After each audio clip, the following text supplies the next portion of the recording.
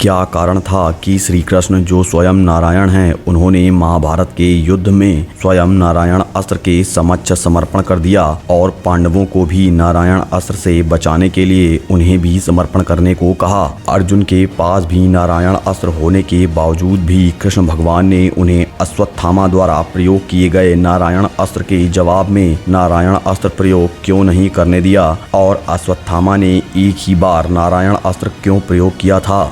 नारायण अस्त्र के विरोध में क्या कोई खड़ा रह सकता था? ऐसे कई प्रश्नों के उत्तर मैं आपको इसी वीडियो में दूंगा, तो वीडियो को अंत तक देखिए। यदा यदा हि धर्मस्य ग्लानिर्भवति भारत अभ्युत्थानम् अधर्मस्य तदात्मानं सृजाम्यहम् परित्राणाय साधूनां विनाशाय च दुष्कृताम् धर्म संस्थापनार्थाय संभवामि युगे युगे। अर्थात जब भी धर्म कमजोर पड़ता है और पाप में वृद्धि होती है, उस समय भगवान स्वयं धर्म की रक्षा और दुष्टों का नाश करने के लिए अवतार लेते हैं और शस्त्र उठाते हैं। भगवान विष्णु जो सृष्टि के संरक्षक व संचालक और पालन करता है, भगवान विष्णु राम के रूप में मर्यादा की प्रेरणा देने वाले, कृष्ण के रूप में अधर्म के विरोध में लड़ने वाले, नरसिंह के रूप में भक्तों के कष्टों को हरने वाले और कच्छप अवतार लेकर समुद्र मंथन जैसे असंभव कार्य को संभव करने वाले हैं। ऐसे महान और पराक्रमी वेंकटेश्वर महाराज अर्थात भगवान विष्णु के प्रमुख अस्त्रों में नारायण अस्त्र अत्यंत प्रलयकारी और विध्वंसक था।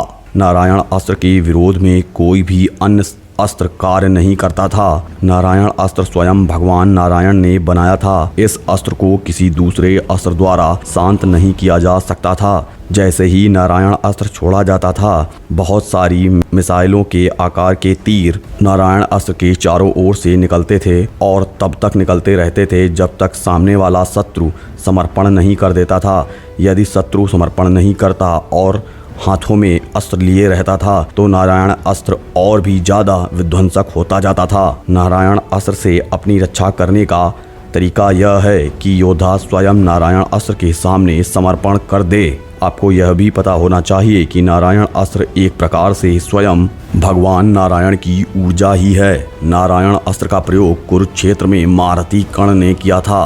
भगवान कृष्ण ने स्वयं अर्जुन को इस अस्त्र के समक्ष समर्पण करने को कहा था, क्योंकि वे जानते थे कि इससे बचना असंभव है। महाभारत में कर्ण के अतिरिक्त अश्वत्थामा ने भी इस अस्त्र का प्रयोग किया था। यह अस्त्र एक ही क्षण में पांडवों समेत पूरी सेना को नष्ट करने में सक्षम था। इस अस्त्र के अश्वत्थामा द्वारा संधान किए जाने मात्र से पांडवों की एक अक्षौणी सेना समाप्त हो गई। इस अस्त्र के समक्ष समर्पण कर हथियार त्याग कर उसके सामने नतमस्तक होना ही इस अस्त्र से बचने का एकमात्र उपाय था। भगवान कृष्ण ने यह बात सभी पांडवों और पूरी सेना से कही कि अस्त्र के सामने समर्पण कर दिया जाए तो ही आप जीवित रह सकेंगे, और सभी ने ऐसा ही किया।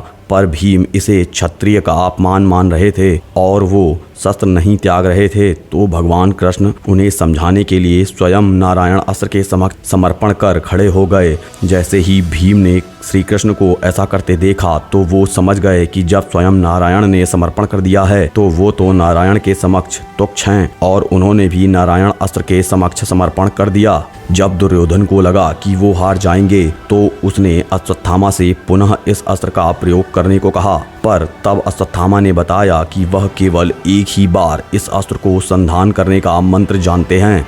और इस प्रकार कृष्ण भगवान ने नारायण अस्त्र से पांडवों की सेना समेत रक्षा की। नारायण अस्त्र भगवान शिव के त्रिशूल जितना ही प्रभावशाली है और इस अस्त्र का सामना स्वयं नारायण ही कर सकते हैं, क्योंकि नारायण ही इस अस्त्र पर अध्यक्षता रखते हैं। भगवान कृष्ण ने अर्जुन को अश्वत्थामा द्वारा प्रयोग किए गए नारायण अस्त्र के विरोध में नारायण अस्त्र चलाने से इसलिए मना किया, क्योंकि ऐसा करने से समूल सृष्टि का नाश हो जाता और भयंकर प्रलय आती। आपको अगर ये वीडियो अच्छा लगा हो तो हमारे चैनल को सब्सक्राइब कर लीजिए और वीडियो को लाइक भी कर दीजिए।